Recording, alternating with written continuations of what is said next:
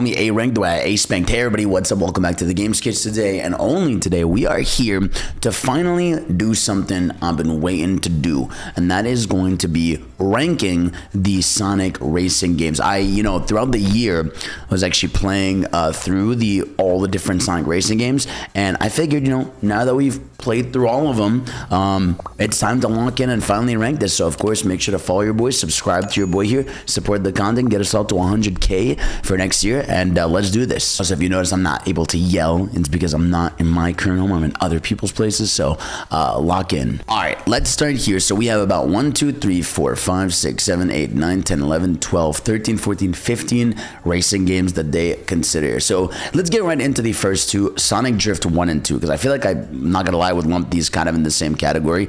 These two games are interesting because they play more like arcade racing games. Like, it's not like really like a big home purchase you would make for a racing game. It is literally what it is. It is Sonic Drift. Like, it is straight lines into a drift, straight lines into a drift. Sometimes there's a bit of a small curve.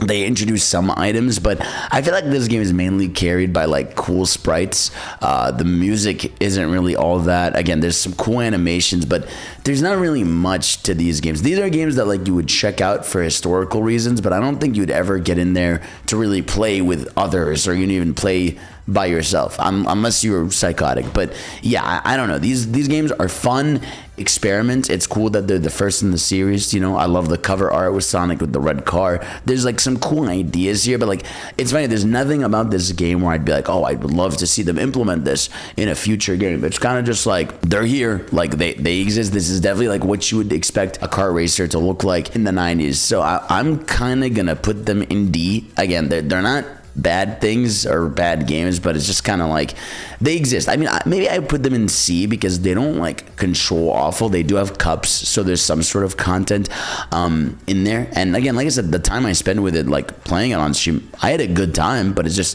kind of short. You get through it, and you can play as Fang though, so that's pretty cool. All right, the first real racing game on this list, Sonic R. Now, Sonic R is funny, right? Because it's a game a lot of people feel like they have nostalgia for because it was in like the Gems collection.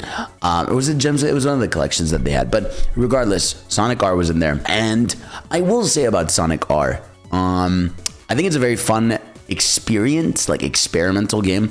It literally takes the original idea that people always say is, why aren't they running? And they run here. Do they run fairly slowly? Yes. But what's fun about this game this time around when I replayed it is I actually was aiming to get all the cool stuff. So for example, you can actually go on different paths of the level and collect these medals, right? And the idea of collecting all the medals that eventually get supersonic, you get the final level in the game, and you can get like a Chaos Emerald in the stages, right? But to get to some of these spots, it's like slippery, it's awkward, like you have to go off-road in places that like you would never expect. So it's just designed weirdly. It's like, do you want me to race through this level? Do you want me to explore this level? The AI is cooking me right now as I'm trying to do these two things at the same time. Like, it's weird, right? But I do like the idea here of the different playable characters running. In fact, some of them aren't running, right? You'll have like Amy in her car, right? So I don't know. This game, obviously,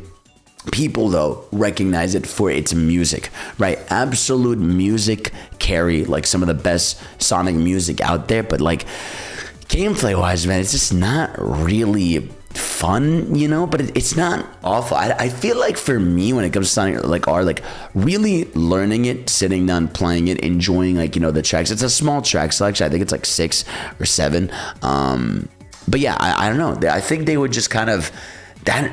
People really want them to make a game like this again, and I kind of would agree. But it's weird because like if they did it today, it would just kind of be a regular Sonic game where you'd be running through a level. But again, it's experimental, it's weird, it's very, late 90s, early 2000s. Music is incredibly a vibe. But again, exploring the levels and sort of learning them made me appreciate the game definitely a little bit more than I originally did. So I think I will go B rank for Sonic R, but I wouldn't put it any higher, and I don't think I could put it at the level of Sonic Drift because it's not like that, unsubstantial. All right, this is weird. They consider the Sonic Rivals games racing games, which they are, and thankfully I also replayed these games. Sonic Rivals is a video game. It's like, it's so unoffensive. Like I would say Sonic Rivals 1 and 2. In fact, I would probably give more props to 2, but Sonic Rivals is essentially a 2D platformer Sonic game, right, where you're running through a main level, but you're racing against another character, and you can get some items to like freeze them in place. This game is notoriously bad with rubber band AIing. I played this when I was younger with friends, so I kind of have that experience. It is only 2 players, which is like another weird thing. So I like the idea here. Like it's taking the idea of what if you just played a proper Sonic stage, right? And you were racing someone, right? And it was just 1v1, which I wish they would implement more in like the games. But the levels are not really too interesting.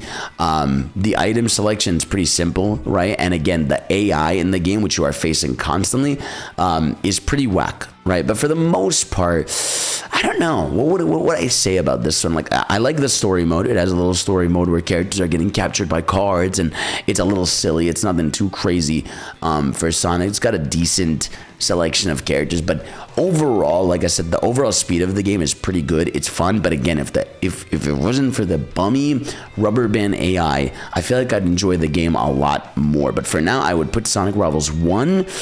I'd put it at C tier, right where Sonic Drift is, honestly. You know, I think that's where I would go. And then we got Sonic Rivals 2, which I think Rivals 2 is substantially better. It's the same concept, but I feel like they embrace the more party side of the game. Like, for example, you'll have like bosses where it's like, oh, collect these different rings, right? Or I have to hit this, your rival, you have to actually fight them and beat them in a fight, right? And then you'll have better looking levels, like more intricate carnivals and places like that. So like, I feel like it took what Sonic Rivals did and upped the game. But again, it's also not saying much because it is still it's just 1v1 rubber band AI. But what's cool is the campaign has this gimmick where like you go in with 2 of the characters and you're swapping between which character you're playing as, which I thought was interesting. Like, I don't know, you could tell they were trying some cool ideas with this game. And I really liked it. And the track selection, while still limited, and it's still really not a racing game how you would see it, I still think it's a fun time for being considered a platformer racer kind of thing. I'd put it right in B with Sonic R. All right, and now what I would consider our first real, like, full racing game for Sonic Riders. This game, man, it's so funny when you look back at this game, is when you jump into it nowadays, like if you had not played this game in 10 years, this thing feels evil, right? Like it has such a difficulty curve, right? When I was younger, I'll never forget constantly feeling like, man, I always have to go to the gas station. Like in the game, I hate the pit stop I hate the pit stop mechanic where like you run out of gas. But when you're older and you try to learn the game and you really try to embrace and play it, you realize you might never have to take a pit stop, and you realize that this is still probably for me an incredible game. I don't know how it happened, but it clicked with me when I was playing it, right? Is the speed is unbelievably fast, right? Character types matter, which is cool about this game, right? Where like there's areas only flying characters can go to with the rings. There's areas only power characters can go to by punching walls. And then there's grind rails that only the speed characters can go through. So already you've introduced an incredibly unique element that was not, in other car racers, right? You have it boasted by a campaign, like a full campaign with a story and cutscene, which, not the craziest campaign, but it is very fun for a racing game campaign. It really started like for a video game, that feeling of like, here's the big tournament, and then it leads like the bigger evil, and you have the hero story and the Babylon story. You have the introduction of the Babylon Rogues, which are such cool characters, and obviously Extreme Gear, the style, the opening. Like for me, Sonic Riders was such a breakthrough moment where it really felt like, okay, Sonic is not just going to be like Mario Kart. It's going to be like Sonic. It's going to be cool. It's going to be different. And while I think as an introduction game, the difficulty curve is really hard, when you learn it, it's euphoric, man. I mean, you are blazing through these levels. You're doing like mad tricks in the air. You're getting like double S ranks. You're going on the alt paths you wouldn't think you were going to. Track selection is pretty good. Like you have your white caves. You have like the first like beautiful city looking area. You got what's it called? The desert, which is dope. You got the Babylon Palace in the sky. This game also does have a notoriously difficult AI in the campaign, which can be annoying. But playing this with friends is a great time. This game is so beloved that there are different fan editions of this game. Like, this is the one fans really do latch on to. Like, there's tournament edition of this game, there's an Unreal version of this game. Like, for me, I adore Sonic Riders, you know, and as I got older, I really appreciated it more. And that's why going into Sonic Riders Zero Gravity, I had a very different mindset. When I was younger, I liked Zero Gravity more because I was like, oh wait, now I'm not, you know, bumping into every wall and everything. So the idea of Zero Gravity is that they took the feedback. It is a very feedback video game, right? Where they took the feedback of Sonic Riders 1, where, you know, too fast, you know, can bump off stuff and all that, and they simplified things. So they lowered the speed a little bit. The trick system is just kind of, you press A at the right moment instead of, like, you know, holding and then, you know, doing all the tricks in the air. They made it so that now drifting is tied to a button where, like, you just kind of curve in the air. And they also introduced the zero grav mechanic, which is like on a straight line, you can press R, you boost in the air, but you can use the things in the air to boost you forward, which I thought was super cool as a gimmick. So I think aesthetically, Zero Gravity continues the cool factor that Riders did. But I've always said this, I don't really like the slower paced gameplay from Riders 1. I think Riders 1 overall gameplay wise, I still really enjoy. However, again, this game does come again with a campaign, which is cool. Great roster. You have some Sega guest characters in there, which is pretty cool. You have the introduction. I think Blaze is playable in the game, unless I'm making that up from a fan version, but I'm pretty sure Blaze and Silver are in this game, which immediately a mega plus. But decent roster size, cool story mode, more levels. You have night and day variants of the levels, which like changes like how they flow. Well, not really, well, different area versions of the levels, which are pretty cool. But I think like overall, when it comes to Zero Gravity, it's great, but it doesn't match like the highs I feel when I'm playing Riders. But this game also does introduce the gimmick of leveling up your car, which the first game had. Riders 1 has the thing where you level up and you can unlock like a speed boost or something. But in Zero Grav, it's enhanced, where it's like, okay, your vehicle will transform on a level 2, right? And suddenly you have access to different spots or different areas because of you leveling up your rider car. So I think overall for me, Sonic Riders Zero Gravity, I'm gonna go in A. That's gonna be a big A rank for me. Yeah. Next up, we have the franchise killer, we like to call it, Sonic Free Riders. Yeah, I mean, you guys don't need my review on this. For me, this is obviously gonna be a D. Now, I will say, when I had it connect, I streamed it a long time ago. It wasn't as awful as I thought to control. Like, it was pretty silly. It was pretty fun. Obviously, there was a lot of moments where Connect was being Connect and being bummy. I think the story is lame. That's when it went to PNG, the story, which is boring. And again, there's not really much content in this game besides, like, you know, campaign tracks. Nothing's too memorable. I mean, they have a great soundtrack, which I kind of expect from Sonic. But overall, you killed the series, you killed the style, you killed the mood, you killed the vibes. And because you underperformed, people thought they didn't want Riders. So I'm putting you all the way in D, buddy. All right, next up, the start of the modern racing. We have Sonic and Sega All-Stars Racing. This game, I remember buying on the Wii as a kid and like having a great time with this. I recently replayed it, obviously, for this, you know, eventual video I would do, and I'm really surprised how fun this game is. This game gives me arcade vibes, right? That's the best way to describe this one. Is like, this is the first like Sonic game I felt like, oh, this is extremely arcadey, right? I like how each character in the game has their own unique vehicle. That's super awesome. You obviously have the push of Sega characters, like you have your Eyes in there, your Space Channel 5 characters, your Shinobi characters. Like, I think it's Shinobi. Not is it Shinobi? No, it's the other one. Shenmue characters. Like, you have your weird picks. You have Billy Hatcher in there. You have the introduction of rival tracks. Like, I feel like a lot of people unironically got introduced to a lot of Sega franchises because of this game. Trust me, I did not know what Samba de Amiga was until I played this game, or what what's his name, Choo Choo Rocket was, until I played this. So I thought that was a really cool element of the game. Obviously, going from, you know, Extreme Gear to just a kart racer is a little jarring, but this one has a lot of style because, like I said, controls are simple and arcadey. This game does go back to having just a Grand Prix, but what's cool about this game is it has challenges. There's a whole challenge mode where like it has everything you could want that I wish, you know, modern Sonic had, and even, you know, Mario Kart kind of has this, where it has like challenges, you know, like, oh, get all these rings in a certain time, go through all these rings, collect all these items, right? And you can do a shit ton of these challenges in the game, and they're called missions actually, which is really cool. And so there's a mission mode, there's Grand Prix mode. So while there isn't a campaign anymore, it still makes up for it in terms of content that you can unlock. You know, there's a whole shop in the game where you can buy different characters and licenses and all that. And like I said, the gameplay is arcadey. And what's super cool about this game is every character has an ultimate, a very unique ultimate to that character. So Sonic will have supersonic, you know, Shadow will pull up with the motorcycle going crazy, you know what I mean? Billy Hatcher will use his eggs, they just have cool movesets. So I think for me, Sonic All-Stars Racing, I'm gonna put an A. I think for a starting new arcade-like racer with the cool stage variants, different crossovers, it's a very good game. Sonic and Sega All-Stars Racing, this game is awesome, right? You have an incredibly unique gimmick here where they introduce flying, right? And they introduce water sections, which entirely unique to this game. And then you have the introduction of stage changes. So this game did a thing where by lap 3 the course would change. You know, the ground would fall and you'd be suddenly in an air section, or areas would break, you'd be in the water, there'd be different paths open.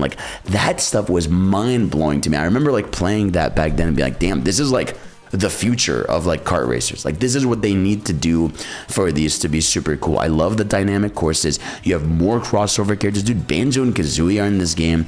The TF2 guy are in this game. The Yoke cast is in this game for some reason. But they have a lot of cool Sega picks. Not enough Sonic characters. I feel like this is where it really leans into Sega. I mean, you have the main Sonic characters, but you have a lot of Sega characters in here. Like I said, you have Space Channel 5. This is before Yakuza blew up, so Yakuza wasn't in this game.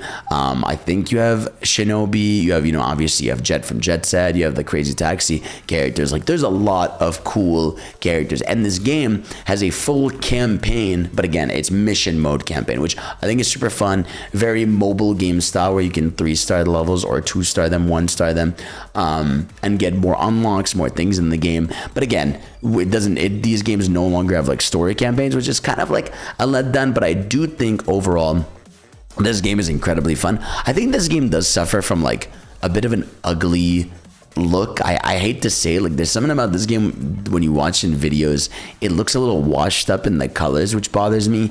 And most of the time, it's not in 60 FPS. I guess if you play it on Steam, it is. But for the most part, I do love this game a lot. I still think, regardless, it's gonna go in A tier for me. Next up, Team Sonic Racing. Team Sonic Racing. This one, man, it's funny. This is the first game I got to review, and I remember it being a big deal for me. I was like, oh my God, it's my first Sonic game. I'm nervous, I'm excited. And at the time, I enjoyed it. I thought it was pretty cool. Again, this game does come with a campaign mode, but the campaign in this game went back to a story, but it's an awful story. It is just literally PNG dialogue. Hey, you want to race? Cool, let's race.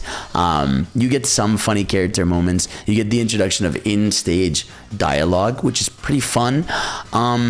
But for the most part, man, this game, it has a crazy issue that I don't know why I didn't notice until I replayed it, where it has 5 levels technically, and they each have 3 levels each. There's 3 variants of the Sonic Heroes level, there's 3 variants of the snow area, there's 3 variants of the desert, and then there's 3 variants of Planet Wisp, and then there's 3 variants of the casino. And I'm like, dude, what are we doing here? You know what I mean? There's zero variety for this is a game where you can tell a budget was a problem. Look at the roster, bro. Just look at a picture of this roster and tell me that this is okay, bro. This is a minuscule, it's 15 characters, and dude, it's so bad. It really is so bad. This is the game that, to me, I thought at the time was okay, but now that we have Crossworlds, I'm like, this is unacceptable, bro. Again, slim stage selection, slim stage variety, slim roster. It's cool that you can customize the vehicles, which I think is pretty fun.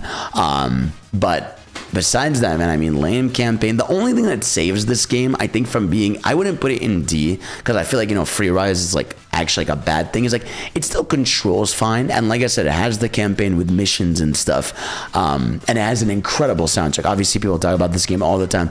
It's a soundtrack that comes with the video game. I think I'm realistically gonna put this, I think I'm gonna put it in B. I don't think it's a lower game than Sonic R. I think it's on that same level in a B tier, where it's still like a decent kart racer. It's just like, man, the online was dead on launch, and there's really not much to do. But if you wanted to play in single player, just get through some cups and stuff, it's like a B. It's fine. For some reason, they count 3 mobile games, and funny enough, they don't count the Sonic Racing mobile game. Which, if you want my opinion about the Sonic Racing mobile game, it would probably be like a C tier. It's like literally as bare bones as you would think. All right, though, I will say for the Sonic Dash or mobile games, Sonic Dash, yo, straight up, this is an A rank, man. I mean, this is mobile game candy at its finest. You know what I mean? Like, they update this game to this day. I remember this game blowing up. I remember when the App Store announced, oh, this got 100 million downloads. I think this game's gotten like 200 plus million downloads, which is unbelievable. It's like the purest version of the 3-lane swap for a mobile game, but it works so much for Sonic. You know, you can get like combos, you gotta dash down, jump up. They've added different bosses. There's a bunch of different characters. If you like Sonic, at some point in your life, you have opened Sonic Dash, and the fact that they still update it to this day is unbelievable. Now, a game that they don't care about, no one cares about, is Sonic Dash 2. This is a D rank. It came and went. They tried to tie it to Sonic Boom, and we all know Sonic Boom. Nothing ties well to Sonic Boom. The next one, before we get to our last one here, is Sonic Forces Speed Battle. Now, if you guys pay attention, this game is apparently really big. Like, they update this game constantly. Like, this is a constant updated video game. They keep adding characters. They have added every costume possible. You know, like, there's Baseball Sonic, there's Excalibur Sonic, there's Mephiles in here, there's, you know, there's Secret Rings costumes, there's Black Knight costumes, there's Sonic Riders costumes, there's costumes from across the entire series, and they consistently add maps to this game. There's private rooms, and it is an actual racing game. Like, you are racing 3 other people in a lobby. You can use different ultimates on them. Like, they put a lot of effort into this game. It is definitely still mobile-ified, right? In a sense of there's a lot of ads you get hit with. I wish it was more like a gacha, because you do just kind of have to like spend a lot of the rings to get different characters and stuff, instead of just pulling out or like just do a 10 pull in it. But for the most part, it feels like this one they try.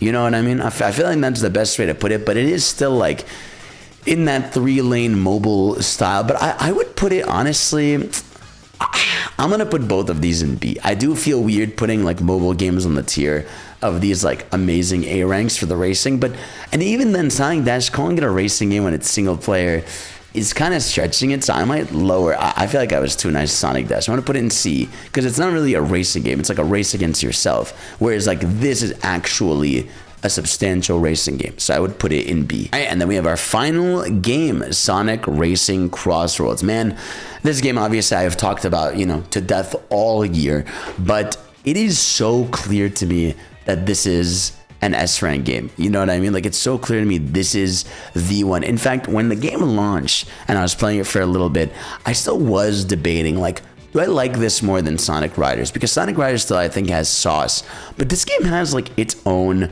sauce. You know what I mean? Like, one, you have all the different character interactions in the base game that I've reacted to that are super fun. Like, these are incredibly fun to watch if you're a Sonic fan, seeing all the smack talk, right? You've got the best track selection in any Sonic racing game by far. You know what I mean? Like, you're going to museums, into Kronos Island, into, you know, some cool, you know, Blizzard Valley, right? You're going into different areas like that are Crossroads. Like, you have like Magma Force Planet, right? You've got Pumpkin Mansion in this game. Like, you've got a bunch of track variety. You also have the reintroduction of Extreme Gear, which at first I felt like was just added in, but like the more I play, the more I'm like, man, I love riding on Extreme Gear. It feels like, you know, the cars in the game are so much more customizable, right? But there's something about the Extreme Gear that like feels like, man, I'm back at home. You have the best roster by far, and already based on promise and what we've seen is going to be the best roster by far, right? You have like weird characters, like we're gonna get Pac-Man in there, we're gonna have Mega Man, but we already have SpongeBob in there, which is crazy. We have Ichiban, we have Miku, which I think Miku is like the best guest implementation they could have had for a character, where she has like her own costumes and voice lines and music for the game and everything. So they absolutely cooked with Miku.